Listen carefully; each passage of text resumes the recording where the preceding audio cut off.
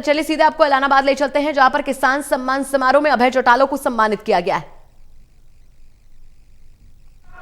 हमारे तीनों कलाकार भाई अजय उल्टा जी, मनप्रीत मान जी और हमारे मनप्रीत औलख जी, सभी के सभी कलाकार भाई साहब की हाजिरी में आपका फुल प्रोग्राम देंगे। इसलिए मेरी प्रार्थना है, कृपा करके जब तक भाई साहब बोल रहे हैं एक भी साथी आवाज नहीं करेगा। तो किसान सम्मान समारोह की तस्वीरें हैं, जहां पर अभय चौटाला को सम्मानित किया गया है। किसान सम्मान समारोह में अभय चौटाला को सम्मानित किया गया है, जहां पर हल देकर, आप देख सकते हैं तस्वीरों में, हल देकर किसानों ने अभय चौटाला को सम्मानित किया है। इलाहाबाद की तस्वीरें।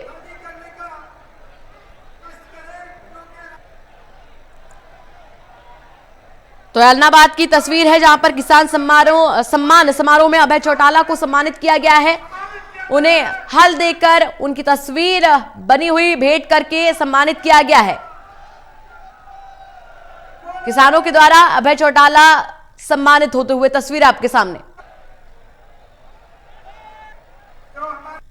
तो एक सम्मान समारोह का आयोजन किसानों के द्वारा किया गया था, जिसमें अभय चौटाला पहुंचे थे और आगे की तस्वीरें आप अपनी टीवी स्क्रीन पर देख रहे हैं। आप देख सकते हैं कि हल देकर अभय चौटाला को किसानों ने सम्मानित किया है। आज जिस किस्म का जोश आप दिखा रहे हो, मैं आपसे एक बात कहना चाहूंगा। यहां में अपना जोश दिखाना चाहिए, वही हमें अनुशासन में भी रहना चाहिए।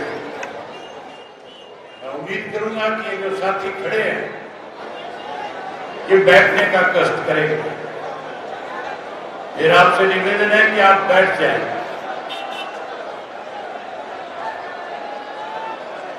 अभी मेरे से पहले जितने भी वक्ता बोल रहे थे, सब वक्ताओं ने आपसे नारे लगवाए थे, लेकिन जिस किस्म का जोश आप में है, मैं वहां बैठा बैठा देख रहा था, उम्मीद कर रहा था कि आपके नारों की गूंज जो है सिंगू के बॉर्डर पे बैठे हुए किसान के कान तक जाएगी, गाजीपुर और शाहजहां बॉर्डर पे जाएगी, टीकरी और पलवल के बॉर्डर तक आपकी आवाज जानी चाहिए थी। जहां इन सारे बॉर्डर पे बैठे हुए किसानों के कान तक आपकी आवाज जानी चाहिए थी, वही इस देश के प्रधानमंत्री के आवास के ऊपर भी आपकी आवाज पहुंचनी चाहिए थी। इसलिए मैं आपसे 2-3 नारे लगवाऊंगा और मैं आपसे उम्मीद करूंगा कि आपके नारों की आवाज इतनी बुलंद होगी कि जहां कहीं भी किसान के समर्थक हैं, उनके कान तक आपकी आवाज पहुंचेगी, और जो किसान का कहीं विरोध कर रहे हैं, उनके कानों में और ज्यादा बड़े तरीके से इस आवाज को पहुंचाने का काम करो। साथियों, मैं बोलूंगा,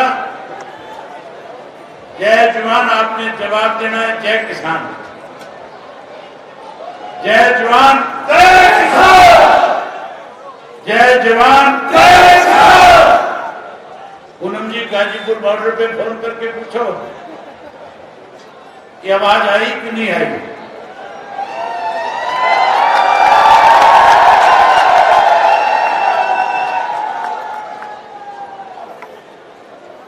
आदर और सम्मान के योग मंच पे बैठे हुए लगातार हरियाणा प्रदेश के किसानों का नेतृत्व कर रहे, इस आंदोलन को सिंगू के बॉर्डर पे बैठ करके मजबूती प्रदान करने वाले भाई सुरेश कोच जी, इस आंदोलन में टिकरी के बॉर्डर पे लगातार पिछले 96 दिन से उस आंदोलन से जुड़े हुए हर उस बड़े बुजुर्ग से, हर उस नौजवान से, हर उस माता और बहन के टेंट में, ट्राली में, तंबू में जाकर के एक सोशल वर्कर के रूप में काम करके लगातार उन लोगों का हौसला बढ़ाने का काम कर रही आज आपके बीच में आई हुई सुश्री सोनिया मान जी, पंजाबी के बहुत बड़े गायक, आप सबके कहते, लेकिन जब से ये आंदोलन शुरू हुआ, जहां अपनी गायकी की बुलंद आवाज को दुनिया के अंदर बुलंद करने वाले, किसानों के साथ कंधे से कंधा मिलाकर के खड़े होने वाले भाई मनकीरत ओलखसी इस आंदोलन को एक नई पहचान देने वाले, इस आंदोलन में बच्चे बच्चे की जबान के ऊपर मोदी जी को किस तरह से दिल्ली में बैठे को विचलित करने का काम करने वाले आपके बीच में अभी जिस ढंग से उस गाने को प्रस्तुत किया, लगातार इस आंदोलन को उस गाने के माध्यम से मजबूती देने वाले पूर्व में रहे फौज के सिपाही भाई अजय हुड्डा जी आज आपके बीच में गाजीपुर के बॉर्डर से चल करके, जिसको लगातार आप सोशल मीडिया पे देख रहे थे, हर रोज अपने ट्रैक्टर को लेकर के हजारों साथियों को गाजीपुर के बॉर्डर पे ले जा करके लोगों को सोशल मीडिया के माध्यम से आंदोलन की एक एक बात उन तक पहुंचाने वाली अभी आपके रूबरू होकर के गई नेशनल शूटर पूनम पंडित जी मंच पे बैठे हुए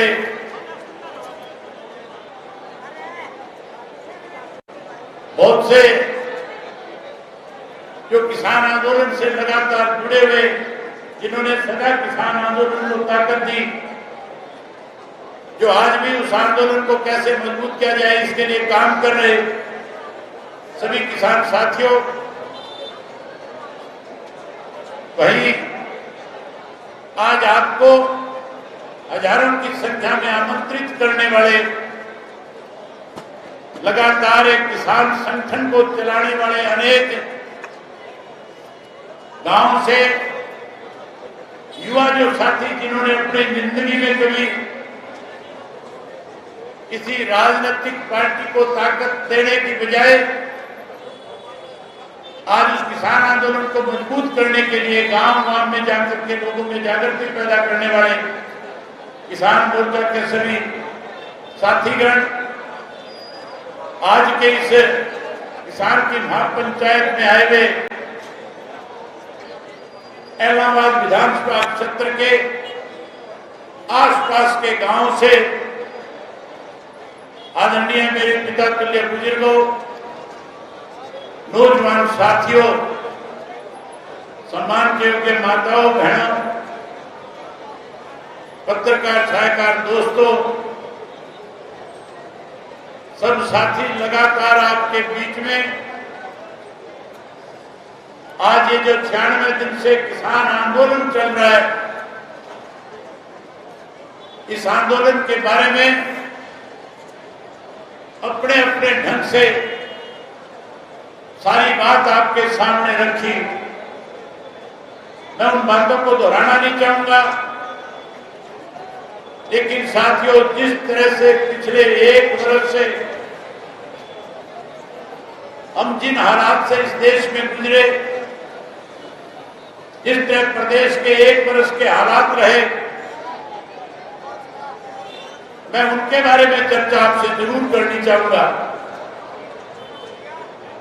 साथियों, मुझे अच्छी तरह से ध्यान है 8 मार्च को हमारे देश के प्रधानमंत्री ने देश के लोगों से आग्रह किया था और कहा था कि एक ऐसी बीमारी इस दुनिया में पैदा हुई है जिसकी वजह से सारा देश आज, सारी दुनिया आज भयभीत है, डरी हुई है। कोरोना के नाम की एक बीमारी है दुनिया में, देश में आई। देश के प्रधानमंत्री ने देश के लोगों से आग्रह किया था 8 मार्च के दिन कि अगर आप चाहते हो ये बीमारी जड़ मूल से समाप्त हो, खत्म हो, हमारे देश में बीमारी पैर ना फैलाए, तो फिर आपको आज पूरा दिन घर के अंदर रह करके शाम को 5 बजे के बाद अपनी छत पे चढ़ करके थाली बजाने का काम करना है। देश के लोगों ने देश के प्रधानमंत्री की बात को स्वीकार किया और लोगों ने पूरा दिन अपने घर में रह करके शाम को हर घर की छत पर के चढ़ करके लोगों ने थाली बजाने का काम किया था। हमारा देश का प्रधानमंत्री कोरोना की बीमारी से निपटने की बजाय देश के लोगों में भय पैदा कर रहा था, डर पैदा कर रहा था। जहां डर और भय पैदा कर रहा था, वही कभी हमें थाली बजाने की बात कहता था, कभी ताली बजाने की बात कहता था। जबकि देश के प्रधानमंत्री की जिम्मेवारी बनती थी इस दुनिया के अंदर जिस महामारी ने लाखों लोगों को मौत के घाट उतारने का काम किया, मौत के मुंह में ले जाने का काम किया, जहां उस बीमारी से निपटने के लिए देश के प्रधानमंत्री को फैसला लेना चाहिए था, जहां उस बीमारी की वजह से कारखाने बंद हो गए थे, स्कूल बंद हो गए थे, कॉलेज बंद हो गए थे, कैसे देश के अंदर आर्थिक सुधार हो इसके लिए निर्णय लेना चाहिए था, जहां देश के प्रधानमंत्री को उन मजदूरों के लिए व्यवस्था करनी चाहिए थी जो हजारों मील से चल करके कारखानों में काम करते हैं, जो हजारों मील से आकर के हमारे खेतों और घरों के अंदर अपनी मजदूरी करके अपने बच्चों का पेट पालने का काम करते हैं। बड़ी हैरानी की बात थी, लाखों की संख्या के अंदर बिहार से आए हुए, उड़ीसा से आए हुए, बंगाल से आए हुए मजदूर, जब उनमें इस बात को लेकर के भय पैदा हो गया था कि कहीं इस बीमारी की चपेट में आ गए, तो चपेट में आने के बाद कहीं अपनी जान ना गवा बैठे, इसलिए हर इंसान की इच्छा होती है कि मैं इस तरह के हालात जब देश में बने तो हर व्यक्ति अपने घर में अपने परिवार के साथ रहना चाहता है। लोग सड़कों के ऊपर उस 50 डिग्री के टेम्परेचर के अंदर बिना पैर में चप्पल डाले, पैरों में छाले लेकर के हजारों मील का सफर तय कर रहा था। देश के प्रधानमंत्री को इस बात को लेकर के कतई कोई चिंता नहीं थी। इस गरीब की रोटी का जुगाड़ कैसे होगा, ये गरीब अपने घर तक कैसे जाएगा, जहां उन्हें साधन मुहैया कराना चाहिए था। हमारा देश का प्रधानमंत्री लगातार लोगों के बीच में भय का भाव पैदा करने के काम कर रहे थे। जहां साथियों कोरोना में पूरे देश के लोग परेशान थे, हरियाणा प्रदेश के अंदर कोरोना काल के दौरान 9 बड़े घोटाले हुए थे। अगर मैं एक एक घोटाले का विस्तार से जिक्र करूंगा तो बहुत लंबा समय लग जाएगा। हरियाणा के अंदर जब नई सरकार बनी थी, किसान अपने खेत की धान की फसल काट करके मंडी में बेचने जा रहा था। सरकार की एजेंसियां उस धान को खरीद रही थी, लेकिन जहां उसको एमएसपी का भाव मिलना चाहिए था, सरकार ने एमएसपी देने की बजाय 250-300 रुपए क्विंटल कम करके किसान की जेब पे डाका डालने का काम किया था। पहले धान के अंदर लूट मची, फिर साथियों सरसों का जो किसान था उसकी फसल को एमएसपी देने की बजाय सस्ते में बेचने पे मजबूर किया। थोड़े दिन के बाद जब गेहूं की फसल पक करके तैयार हो गई थी, मुझे अच्छी तरह से याद है हमारे प्रदेश के मुख्यमंत्री ने एक राजनीतिक कमेटी बनाई थी। उस कोरोना के काल को कैसे निपटा जाए इसके लिए मुख्यमंत्री ने अपने अध्यक्षता में, जहां वो खुद उसके चेयरमैन थे, मुझे मेंबर बनाया गया था, मेरे साथ भूपेंद्र सिंह हुड्डा मेंबर थे, वहीं उस कमेटी में उसके कुछ मंत्री भी शामिल थे।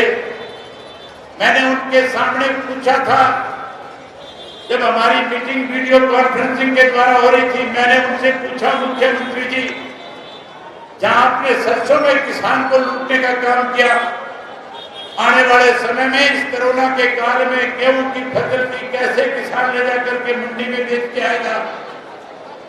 प्रदेश का मुख्यमंत्री कह रहा था हम थोड़ा बहुत समय ज्यादा ले सकते हैं, लेकिन किसान का एक एक दाना खरीदने का काम करेंगे।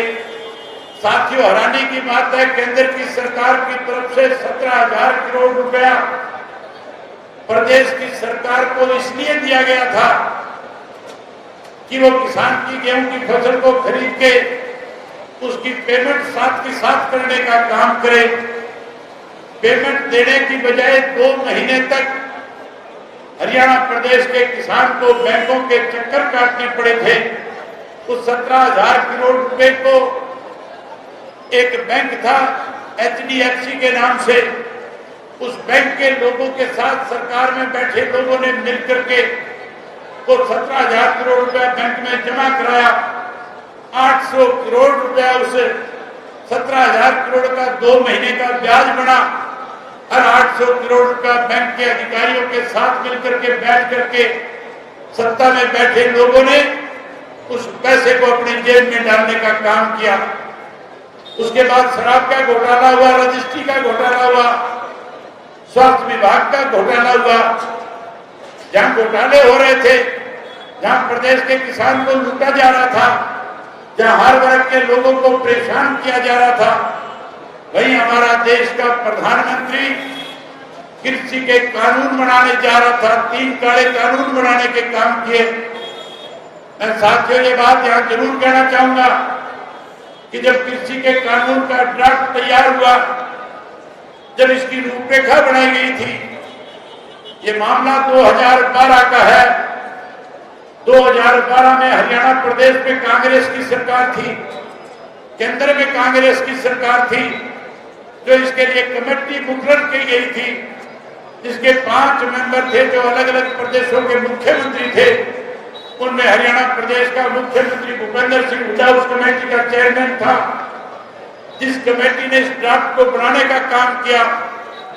आप थोड़ा सा पीछे जाकर के देखोगे, 2012 को जब बजट का सेशन आया था, उसके अंदर कांग्रेस की तरफ से कृषि के इन 3 काले कानूनों का बिल भी आया था और इन 3 काले कानूनों को बिल के रूप में ला करके हमारे ऊपर थोपना कांग्रेस पार्टी चाहती थी।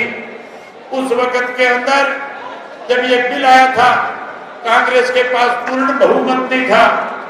कांग्रेस के पास ऐसे लोगों ने उनको सत्ता में लाने का काम किया था जो अलग अलग क्षेत्रीय दल थे, छोटे छोटे दल थे, जो अपने अपने प्रदेशों के अंदर किसानों की लड़ाई लड़ने का काम करते थे, किसानों को सुविधाएं देने का काम करते थे। उस वक्त में लालू प्रसाद की पार्टी का समर्थन कांग्रेस को था, मुलायम सिंह जी की पार्टी का समर्थन कांग्रेस को था, बीजू पट्टायक की पार्टी का समर्थन कांग्रेस पार्टी के साथ था। वहीं पश्चिम बंगाल के मुख्यमंत्री ममता बनर्जी की पार्टी का समर्थन भी कांग्रेस पार्टी के साथ था।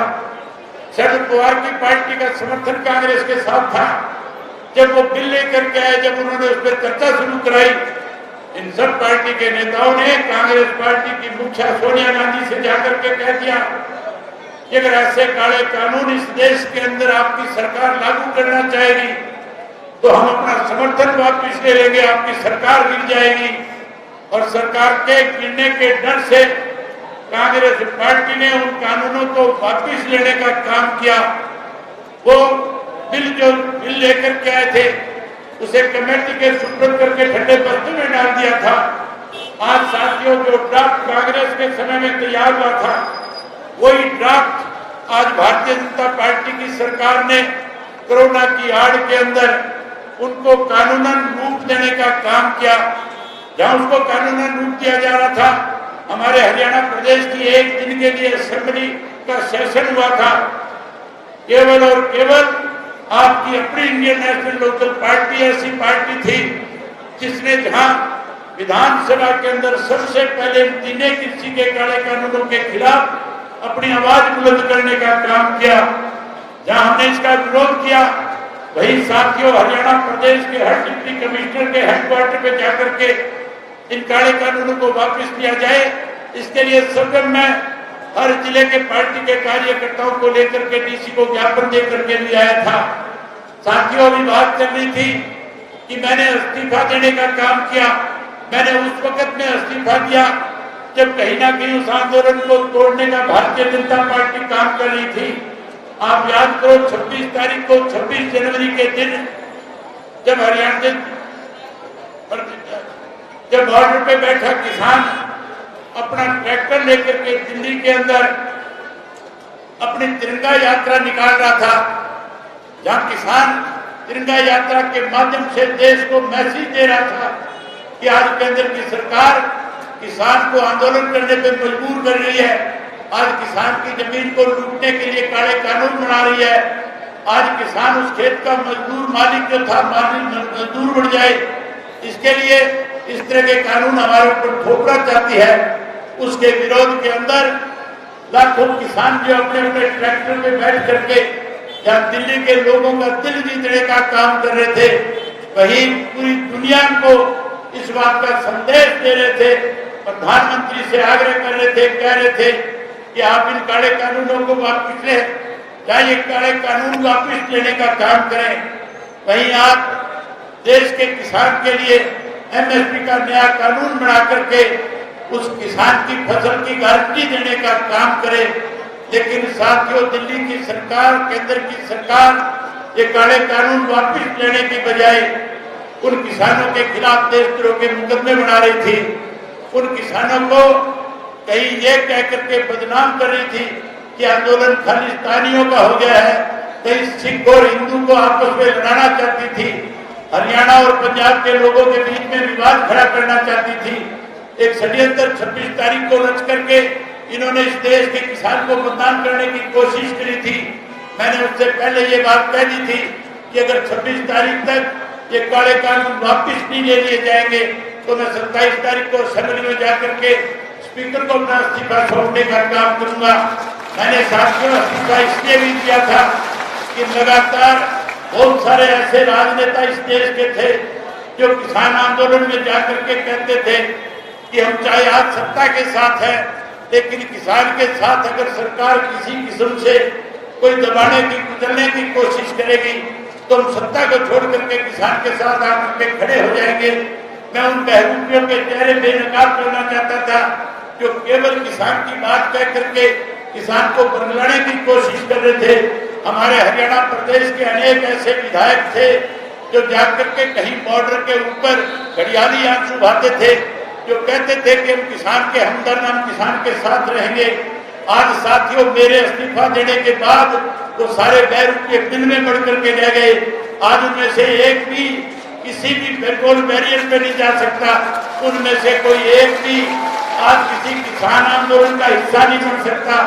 आज साथियों, जिस ढंग से किसानों को कमजोर करने की साजिश केंद्र की सरकार रच रही है, मैं आपसे एक ही बात कहना चाहूंगा, मेरे सामने सिर्फ दो विकल्प थे, एक मेरे सामने कुर्सी थी और दूसरा मेरे सामने किसान था।